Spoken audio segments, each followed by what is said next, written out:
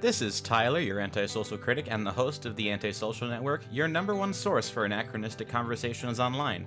Come join us each week to hear opinions from some of the best voices discussing entertainment, politics, religion, and modern life on the internet today, most of which you've never heard of, but I have.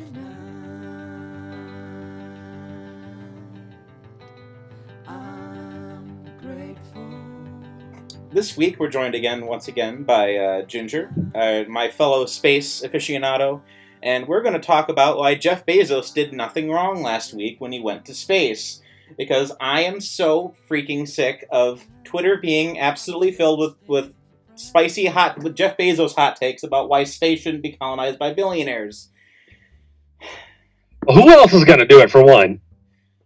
And two, I can come up with a lot of reasons to dislike Jeff Bezos. Him riding his own rocket into space is not one of them. Yeah, I pretty much agree. I mean, I was always mad at the guy for basically subsidizing the Washington Post and making that into an unceasing abomination that will never go away, no matter how hard we try to ignore it. But I mean, if I do not mind for 1 second that he wants to go to space, because me, and here's probably the crux of what needs to be said: space travel is an unmitigated virtue. And that is a very hard thing to sell nowadays for reasons I find extremely annoying.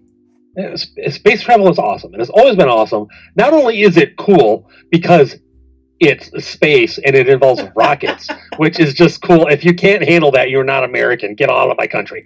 Don't just get off my lawn. Get out of my country. For crying out loud, what's wrong with you people? Put a man on the moon, for crying out loud. Shut up. I know it wasn't fake. Anyway. It wasn't. God dang it. Just the idea of getting mad at somebody for spending his own money. He spent all of our money. You gave it to him, idiots. If you don't like the way he spends his money, stop giving it. Stop giving yours to him. Anyway, that's the beauty of a private businessman doing it instead of the government. You kind of have a say in whether or not your money goes to those activities or not. You don't have to use Amazon. Anyway. Well, that could be a good jumping off point to start off with, because I want to go through, I want to list off some of the tweets I'm seeing. I have my Twitter open in front of me right now, and I just typed in Jeff Bezos, and the tweets are just nonstop Bezos bashing for like weeks. But the first comment that really pissed me off recently, I was driving with my grandpa, and he made an offhand comment that he doesn't like what Jeff Bezos is doing because the government tax breaks is taking money away from the American people. And I just wanted to have an absolute conniption at the idea that tax breaks to subsidize space travel, private space travel, is in some way stealing from the American people. Which it's not. It's a tax break, not a grant. There's a difference. It's just, I'm not going to take as much of your money. Yeah, and I think that's the first problem we come across, is that there's so many people out there that just think the fact that you're spending money on space means you're not spending it on something else, and that is personally an affront to them. And it's especially funny when you get those people that are like, he has $1 billion, he could have given $1 million to every single person in the country. I mean...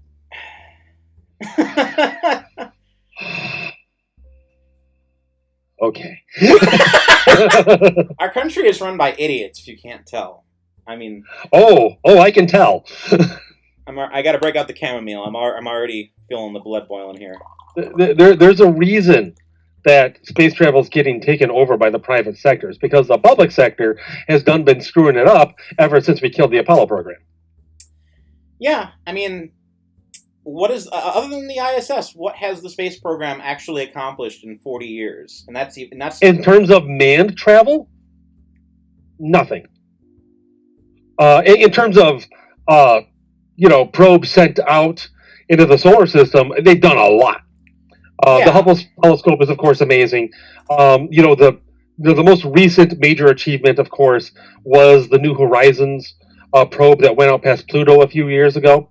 That was amazing. Completely changed our understanding of that planet. And yes, it's a planet. Shut up. I have strong opinions about these things, and that is just that was fantastic. It's phenomenal, and I'm glad it's there. I'm glad the Magellan probe was there. I'm glad there have been so many great probes, Cassini, Galileo, and eventually somebody's going to make it. Somebody watching this is going to make it.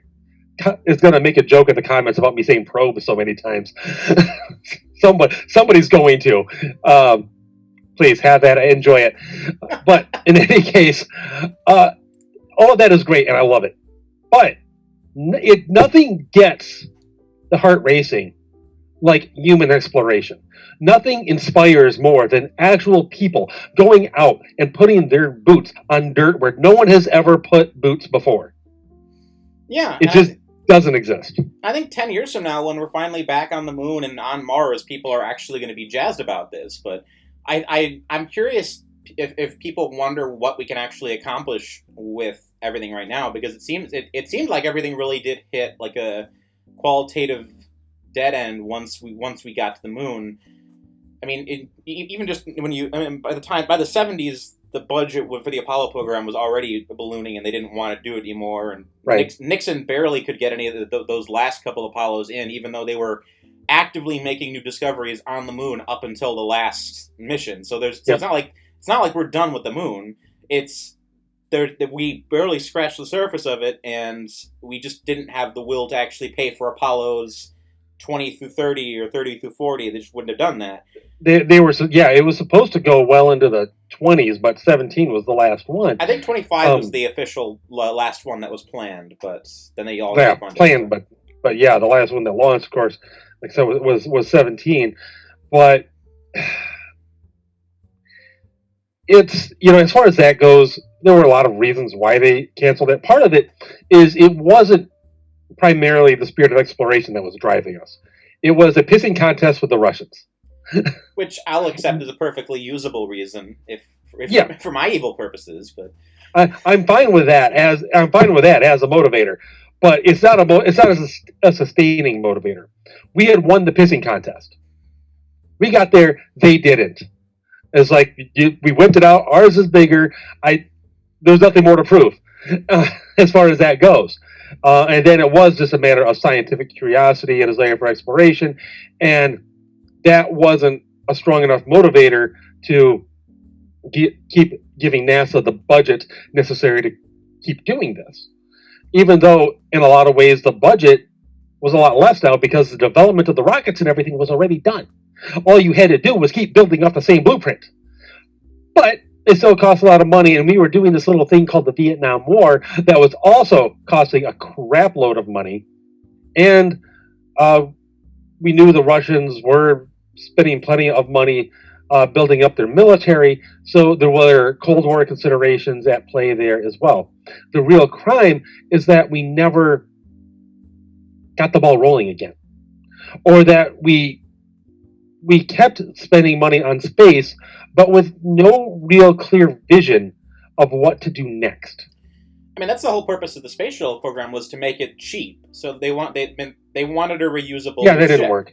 Yeah, exactly. Well, it worked for a while, and then they kept losing shuttles, and then the program ballooned, and it just turned into a money pit. Yeah. Excuse me, just a second.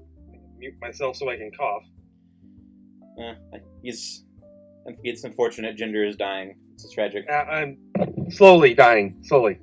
So I should make it through the podcast. He won't get to enjoy the sight of Space Penis 2 launching. So. Yeah, as far as that goes, I kind of want to know what the design is for that extra large tip of the rocket. It's like, Jeff, are you okay? Do you have other issues? The compensation joke gets made about a lot of things, but in this case, I think it might have some validity. Look, as Freud once said, sometimes a cigar is just a cigar. This joke is overplayed at this point. Let's not. Oops, I just kicked my computer. Let's not overplay this. I haven't made it publicly, so. Okay, you can do this. I don't give anyone else permission. Okay, fair enough. All right. So skipping past Jeff Bezos' compensation issues, it's the shuttle. It was designed. You were supposed to launch one, and 2 weeks you refurbish everything that can be refurbished, and you turn it around and you launch it again. It was supposed to be frequent launches, like every couple of weeks. It was supposed to become as routine as the 747 taking off and landing. It would have reached a point where it wasn't getting covered on the news because it was just so normal. We never got there. It was never there.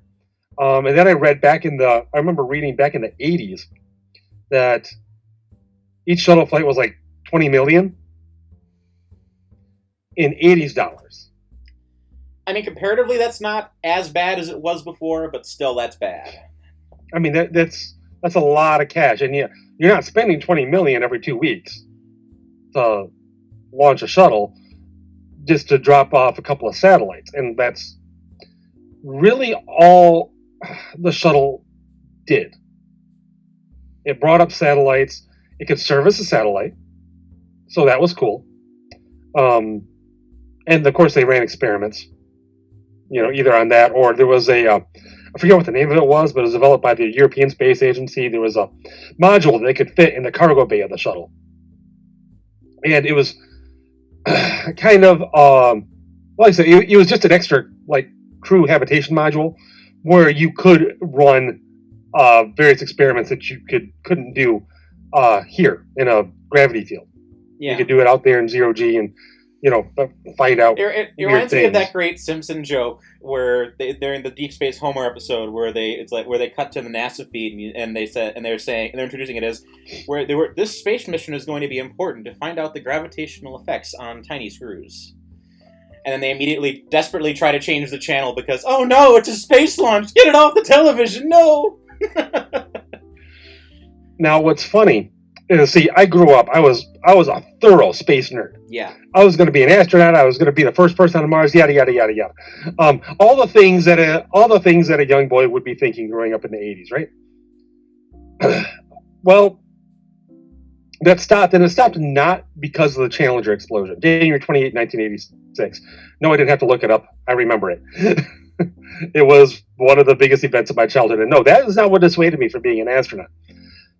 What eventually cooled my enthusiasm was when I read how one of the experiments was seeing how guppies mate in zero G. I was like, really? This is what we're doing? These are the experiments that are forwarding humanity's understanding. You want to talk about a waste of money?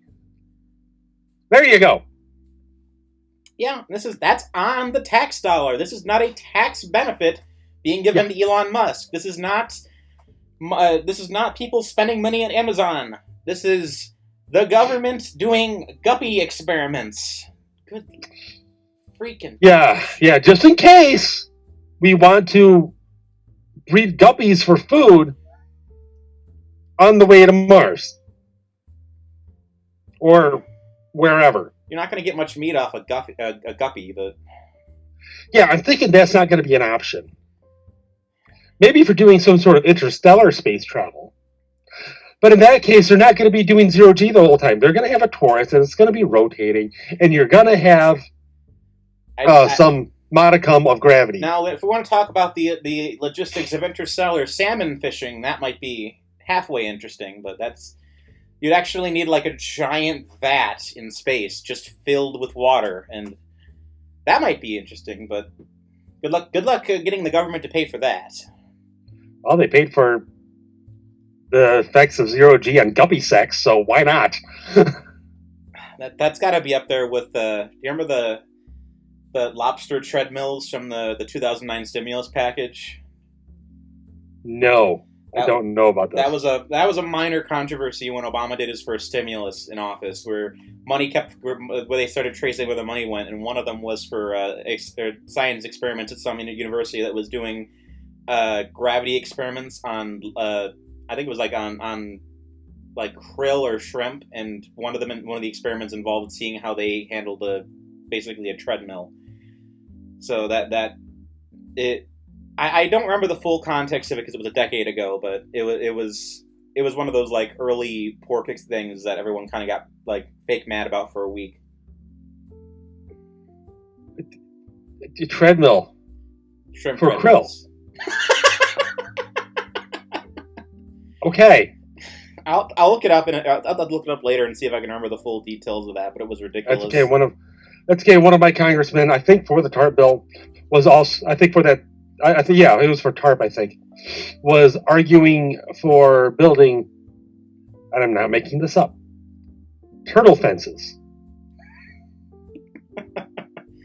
so they could stop some sort of protected turtle from crossing highways and getting run over. Yeah, I know of one of those that was built out in Fresno recently, and unfortunately, it cost $20 million to build, and then within a year, it caught on fire because of the forest fires and was destroyed. So, but you guys actually did build a turtle fence? Well, they did in Fresno, but wow. Well, they're I don't think we actually did it. Well, there are like versions of that all over the country where like they don't want animals like crossing busy highways. So I get the impetus why, but it's if you're spending millions and millions of dollars on your turtle fences, you're doing this this infrastructure build wrong. Yeah, just a bit. I just enjoyed imagining what a turtle fence was. It's like, what is it about like this high? It wouldn't be that expensive to build a slab of concrete and then grow grass on top of it. But I digress. I don't know I don't know how this. I don't know what these big brain experiments cost nowadays. So, oh, who knows? But back to the whole space thing, and people getting mad about Bezos and Musk and Richard Branson, who almost made it to space in Spaceship Two. I was actually really glad to hear his name again in Spaceship Two again, because that, for those who don't remember, there was a thing called the X Prize a long time ago. I think Paul Allen was one of the funders of it, maybe the sole funder. Basically, whoever can make it to whatever private individual company, what have you, makes it to space first gets $10 million or what have you. And the person who won, the place that won was Scaled Composites out in California. And that was run by Burt Rutan. He built Spaceship One. Yeah. And the pilot was Mike Melville. He was the first private astronaut. They actually built this thing. They launched it, and crossed whatever boundary was set as marking the boundary of space, and it was cool. And then Richard Branson got in, bought the designer, the concept, whatever, and right away they started working on Spaceship Two. And then it just kind of, I heard almost nothing about it. Every now and then you'd hear about a test flight or some such, but the goal is eventually to get it to where you can, people can just buy a seat on one of these things and take a ballistic flight up into space and enjoy zero G for a couple of minutes. Which, we're not, he's not there yet. And I was just really, I've been really disappointed that Rutan's vision hasn't become reality yet. Well, because I don't know. I guess Branson doesn't have the engineering chops that Musk has. Well, the Burt Rutan, like they had a bad setback, like back in 2014 when Spaceship Two crashed. So yeah, they did have one crash. Yep. So they did lose one of their test pilots. So I would imagine that probably set them back from. Probably, but man, it's been a long time. I don't even know if Burt Rutan's still in the race. I think he died a while back. I don't know. You know what? We're online. We should probably check this out. Yeah, I'll look it up because I swear that our mutual friend Bethany, who's Bill Whittle's friend, Bill Whittle used to hang out with Burt Rutan. So I don't know. Oh, I know. I know. It's one of the coolest things ever. Burt Rutan. He's 78. He's not dead. Oh gosh, he's still out there. Good for him. Yeah, because I knew Bethany posted a photo of them hanging out. I thought she posted a photo of them hanging out on 4th of July. So. Okay. I am very much mistaken then. Yeah, I heard someone in their circle died, and because for a while I thought he did too, but he's just not been in the news for the better part of half a decade. So maybe he's semi-retired, and Spaceship 3 is being developed by one of his apprentices or something. I certainly hope so. Although it's hard to match the genius of Burt Rutan. But regardless, anyway, I was happy to see that Branson actually was flying this thing, and it's still moving forward. I kind of thought it had stalled and become vaporware. But that said, one of the things that people need to keep in mind is the rich always get the cool stuff first because they can afford it. Yeah. You know, when something is first developed, the companies or whatever that develop them they charge a crap load for it because they're trying to recoup all of their R&D costs. My favorite example of that is 3D printers, because those have existed since the 1970s, and they only just became publicly available in the last decade. Now you can do them in almost any library or school. Yeah. Mm-hmm.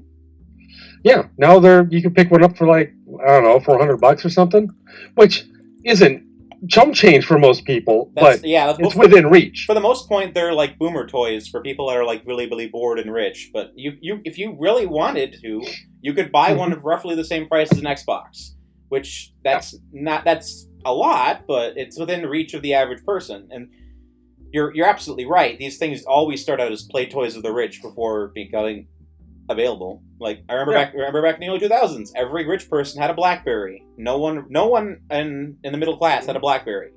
Now we all have a phone that is 1,000 times more powerful than a BlackBerry. Exactly. And incidentally, the base technology for these things came from space exploration. That's another point I did want to bring up too. Is that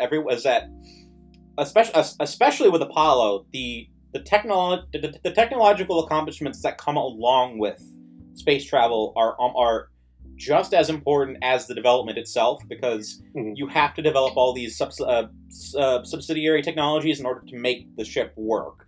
I mean, I can't remember all the full list of stuff. You can look up lists of like every invention that was necessary for Apollo to be done, and you get stuff like Velcro and microwaves and all this. WD-40. Yeah, like the list is monstrous. Like there's a reason why technology moved so fast between 1950 and 1970, and that's partially because of the space race. Because you had so much innovation happening so quickly, and so many people just sitting down in a room and saying, "This is a problem you have to solve. Solve this problem in a month," and then they come back with a genius invention that then after the space race, they just start marketing it to the public, and all of a sudden, it's revolutionizing people's lives. There's an old saying, necessity is the mother of invention. Typically, that necessity comes from war. Very often, some of our greatest technological advancements have been the result of war. The space race may be the one major thing that has led to serious technological advancement that didn't involve blowing each other up. That's only because the war was a Cold War, not an actual hot war. Well, yes. As you said, the space race was in part a pissing match between us and the Russians. Yes. And one that we started out behind. Big time. Yeah, technically, weren't we within weeks of actually launching or coming close to where they were when they launched Sputnik, or were we just completely off guard when that happened? We were caught off guard. Because I know that there was some space development in the 1950s prior to Sputnik, but it wasn't very much. But we were not there. That was when Sputnik went up, we got caught with our pants down. We're like, oh, poop. Watch the rocket explosion montage from The Right Stuff for a good visual here, just for. Yeah. That's a good montage. It's one of the greats of cinema history, and it could only be matched by the montage of SpaceX rockets exploding, if they ever make one of those. Yeah. Well, the best joke I've seen on that was someone did the Pixar opening. But they just replaced it with SpaceX, and then the little lamp as the rocket bounces in, crushes the letter, and then explodes. I'll have to find out. I haven't seen. And incidentally, that's not a knock on SpaceX. Oh no, I was just saying on Twitter like 2 weeks ago, like you got to blow up a bunch of rockets before you can accomplish something miraculous. Because when you finally see that giant 1950s style 7,000-foot tall tank landing and for the first time, it's insane. Like, it is. Their technology is next gen stuff, and it is insanely impressive that they could even with all the explosions, they managed to get it to work. Yeah, well, that's just it. I find it like Bill Whittle. I find it highly admirable that they're willing to blow up rockets. They're not sitting there in their desks and at their drafting tables trying to over-engineer the hell out of it and solve every single potential problem before they try. They try to solve. They do try to solve as many problems as they can think of, but they're not sitting there going, well, they're like, I think this works. All right, let's go. Oh, we blew it up. Well, figure out why that happened, let's fix it. You troubleshoot it, you fix the problem, you never deal with the problem again. Yep, exactly. And then maybe another one blows up. And then you go, well, why did that one blow up? And eventually, you get yourself a machine that doesn't blow up. And then, as we know, they've already launched. It's the castle sinking into the swamp speech from Monty Python. But the fourth one, it stood. Exactly. And while Branson and Bezos have been taking the headlines the last couple of weeks because of their excursions, guess who's already launched multiple crewed missions and been supplying the space station for a while? SpaceX? That's Elon Musk and SpaceX. Branson and Bezos they're playing catch up. No, they haven't. No, Musk hasn't ridden a rocket yet. But, spoiler alert, I think he's waiting to go to Mars. Yeah, I mean, he doesn't have to get on any of the rockets anytime until he feels like they've got the technology down, or they're ready to actually do the final launch. And it wouldn't surprise me. It wouldn't surprise me if he didn't go on the Mars mission either, because that there's a lot of inherent risk of being the first Mars mission. I wouldn't be surprised if he doesn't go on it, but I wouldn't be surprised if he does. Yeah, well, we'll just have to wait and see. But it's going to be a while before he's going to be actually in the rocket one way or the other. Yep. Because, like I said, the rocket technology for what's going back and forth to the space station, that's sound. They've got that figured out. They're just working on the stuff that they still blow up from time to time. These are the heavy duty ones, the starships, the things that they literally call starships that literally look like the way they drew rockets back in the 50s in all the artist conceptions. It's amazing. Be still my beating heart. I love it. First time I saw a picture of it, you've got to be joking. It's like he went back to book marketed to kids in the 50s and said, that's a cool design, let's make it. I suspect Elon Musk is a romantic underneath all of his nihilism and strangeness. So, I think that's absolutely clear. I was actually just thinking about that before we started. He's one of these guys. He's talked about, I think it's about 50-50. We're living in a computer simulation or something. I'm like, one, that's dumb, but two, you're clearly not living in any way that reflects that. Simulation theory is creationism for atheists that don't want to actually think. So, yep, that's exactly correct. But he's not living as though he's just a computer program. He's out there and he's like, I'm going to do this thing and it's going to be cool. And don't get me wrong, I could come up with reasons not like Musk too, but dude's clearly got vision. He's got drive.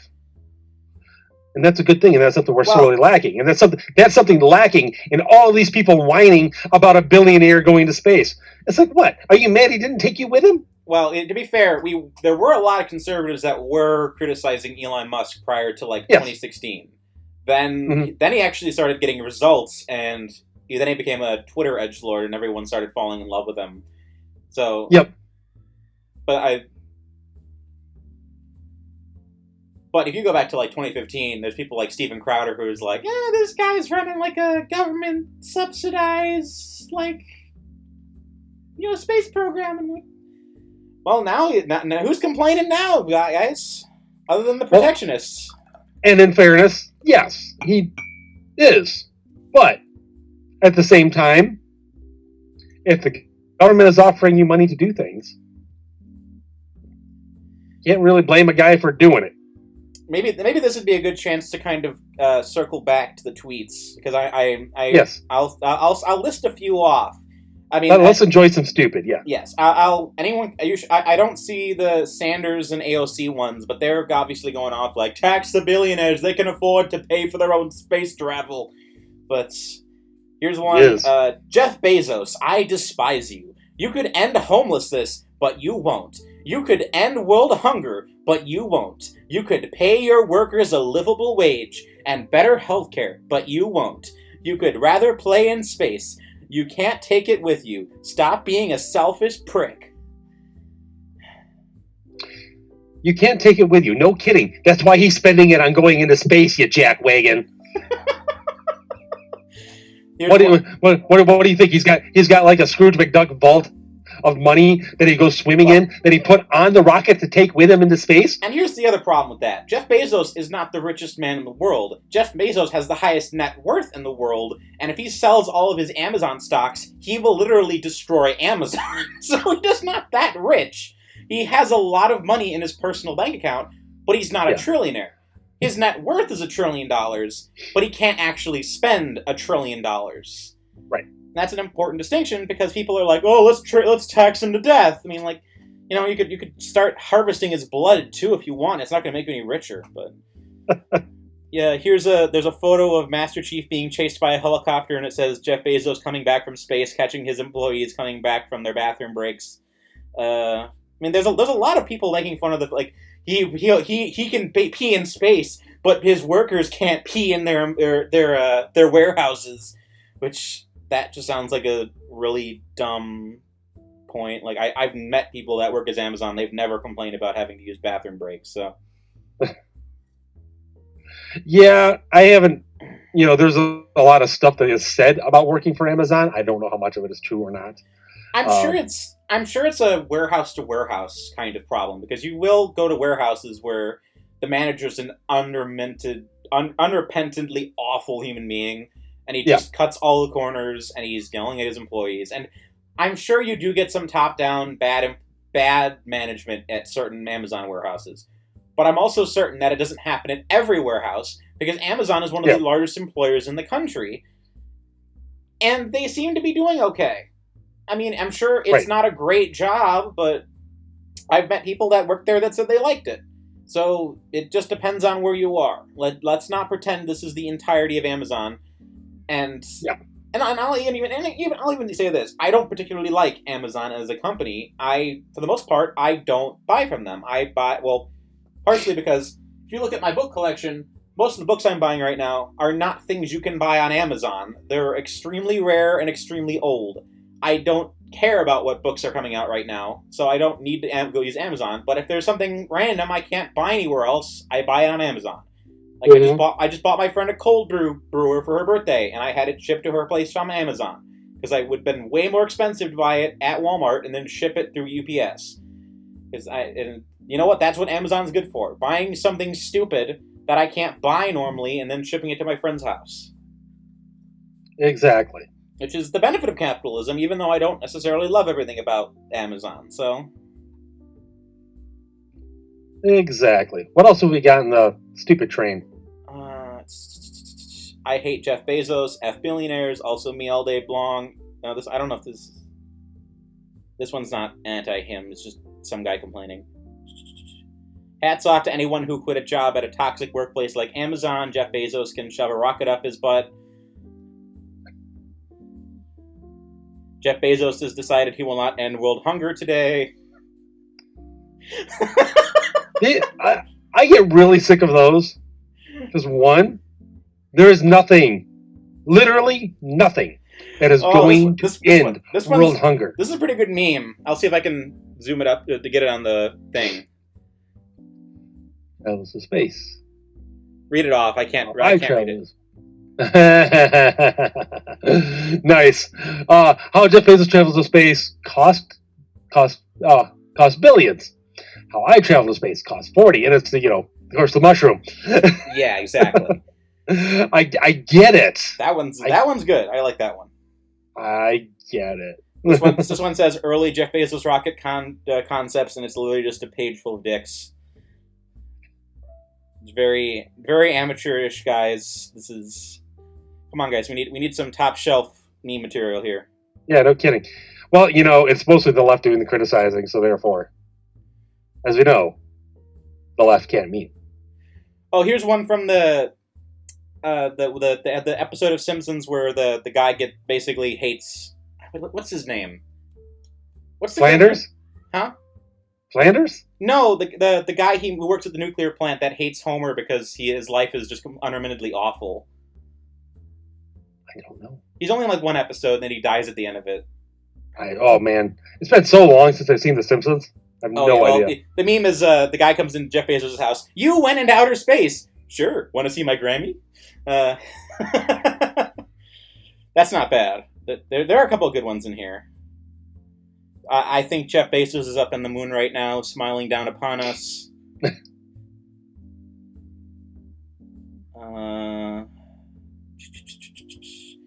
This one is it's the scene from E.T., but Jeff Bezos is the E.T. and the boy is Elon Musk. Nice. That's good. I'm going to share that one.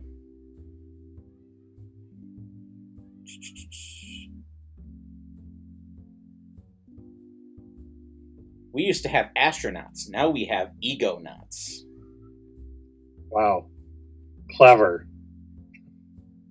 Jeff Bezos isn't even the first potato in space. And that's it links to an article. The potato was the first food grown in outer space.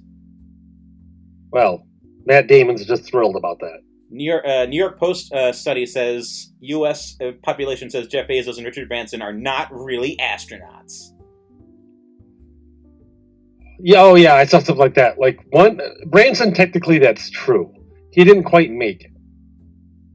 But Bezos, he did get a ballistic trajectory high enough, and the first astronauts, it was just ballistic. Or the first American astronauts, I should say. The Mercury flights were all ballistic. Well, not all of them, I'm sorry. The first one was ballistic. I'm sorry, brain fart. Alan Shepard was just up there for a few minutes. Wasn't until John Glenn that we actually got a couple orbits out of the deal. I'm glad my Amazon purchases went you going to spaceship, Jeff Bezos, and then it's an awkward face. So yeah, there's a lot of people that are mad when Jeff Bezos said, "Thank you all my customers who helped me get to space." And then I know Bridget Fetisi is like, "And I'm deleting my Amazon app." And then she's got a real issue with she does have an issue with these rich guys in their space programs. Because she was whining about Musk too. Yeah, whatever. I mean, Bridget's not she's a centrist, not a conservative one way or the other. So no. And then the other big one is comparing the rocket itself to the Mr. Evil or the Dr. Evil rocket from Austin Powers. That's very clearly a dick and balls, and just not even pretending like it's not. It literally looks like one. Yeah, I think I saw that one. It's like, yeah, okay. Yeah, I mean, I don't know what the rocket design is, but it is a very simple rocket. Like, it's not super fancy. It doesn't even. I don't even think it has the landing system that the Musk's rockets have, where they can take off and land by themselves. Yeah. By the way, how the heck is that even possible? How do they not burn up an atmosphere? They slow down. I guess, but I didn't think it was actually possible to do that. Like, oh yeah. I mean, I guess you can fly a plane up into the upper atmosphere and then fly it back down slowly. But I always thought that anything comes in the atmosphere is pretty much going to catch on fire one way or the other. So just because it's no. So long as you're going slow enough that the friction doesn't cause enough heat, you're fine. But the thing is, you've got to slow down enough. Yeah, you'd think they would have done that. I mean, you think it. I mean, the space shuttle just glides itself in, basically. But it's still burnt. But at least one of them burned up. So that's even then. There's still a well, risk. that was because its insulating tiles got damaged. But they still need the insulating tiles, and that's my point. Yes, so that one yes. It's coming in fast enough to warrant it. Yep. So I think we got a gist here. I've got about 10 minutes before I need to finish off, so maybe we can just kind of... Oh, this one's just a photo of Jeff Bezos holding a dick saying, I just think they're neat. Yeah, this is just really immature, guys. But the thing is, anyone complaining about him thanking his customers, he's literally thanking the people who helped him get there. Because he wouldn't have the money to do that again without customers. He's actually giving some credit where it's due. Yeah. And it's like, why are you complaining about this? I don't understand. If he was like, I did it was all me because I'm so awesome, you might have some grounds for complaint. But you don't.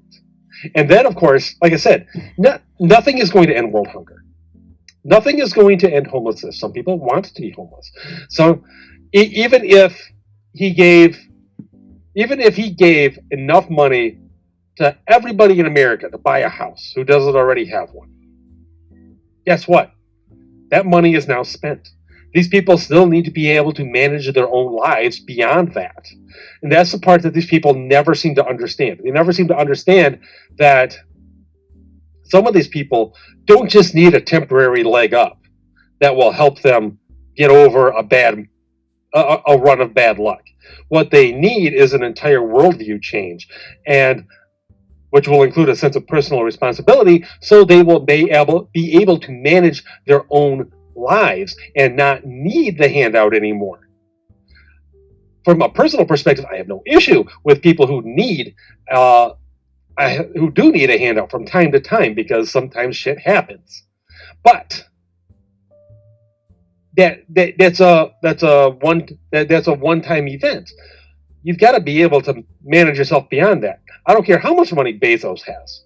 He can't just continue. He's not the government. He can't just print money and just keep handing people, checks every week from now until eternity, regardless of how they're managing it.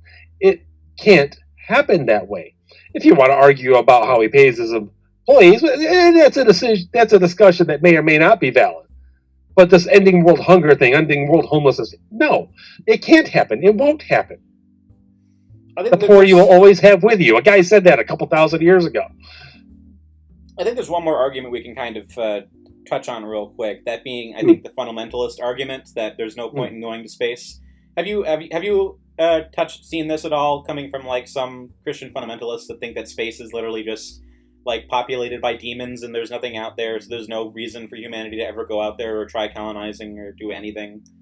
I haven't seen anything nearly that extreme. I can send you a couple things I've found, but I've seen a few examples of it where you will run into fundamentalists who basically just say, "Well, the space is just demons, and there's no nothing out there. Humanity can't survive on other planets. God didn't intend us to go on other planets." I don't think you see it as a mainstream argument, and I'm not seeing it much on Twitter. No, but it's something I've heard a lot from individuals in person. I don't know if God meant us to fly, he would have given us wings. These kind of people.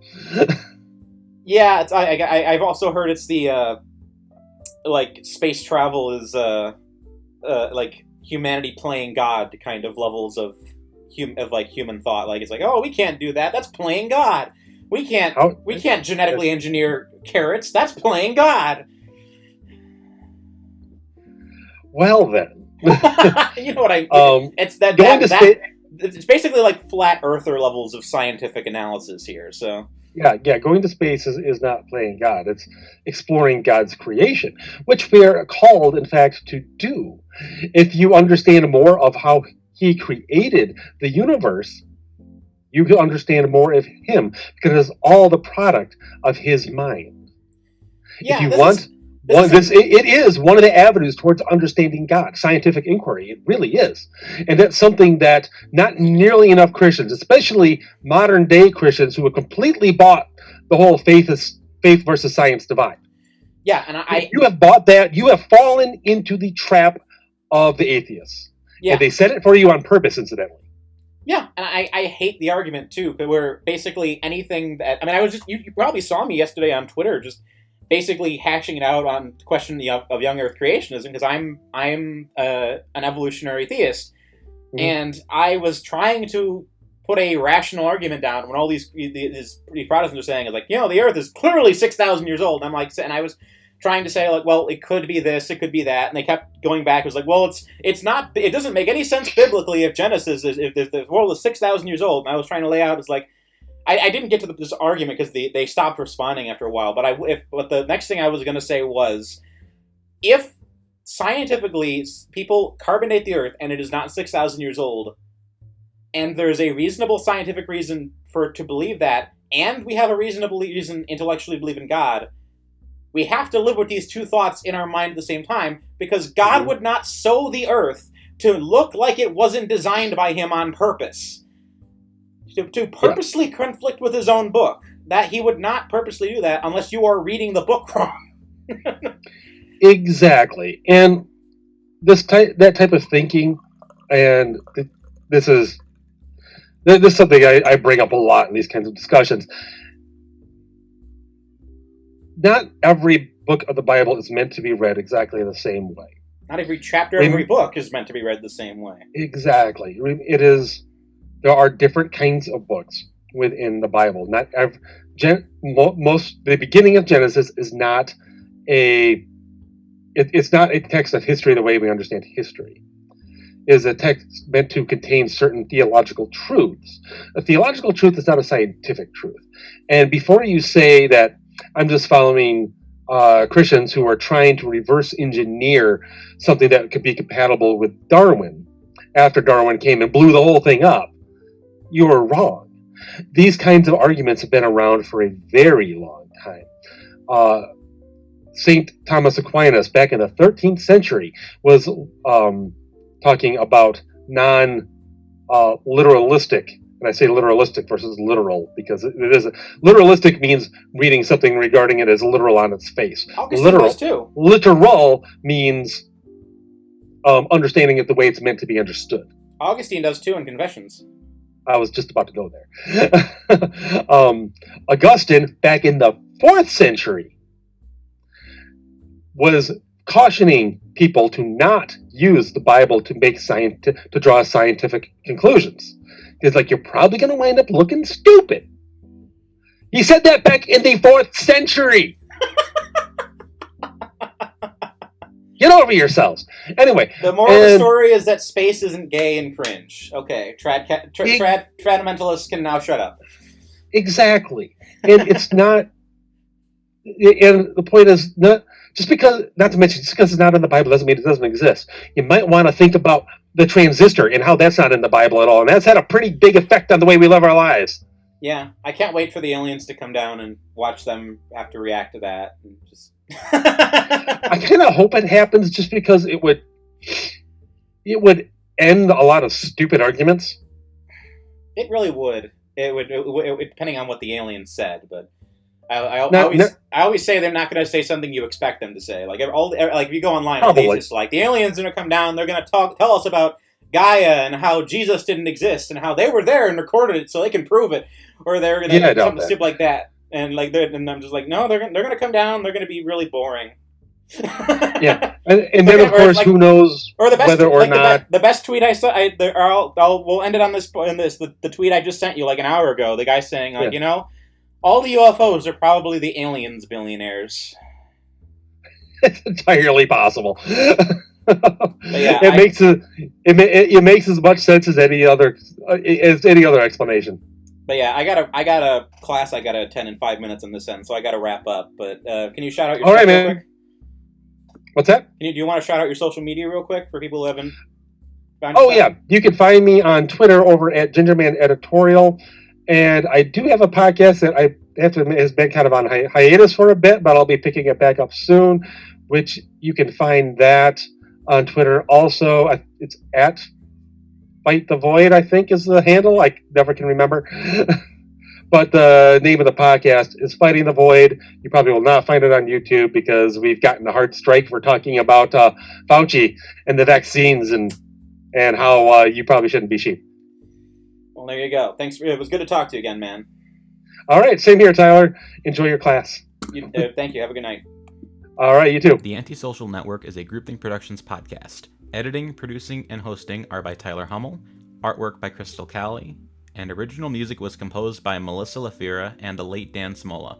Like, subscribe, and please let us know what you think about the show in the comments below if you'd like to see anyone interesting be a guest on the show. Thank you for listening.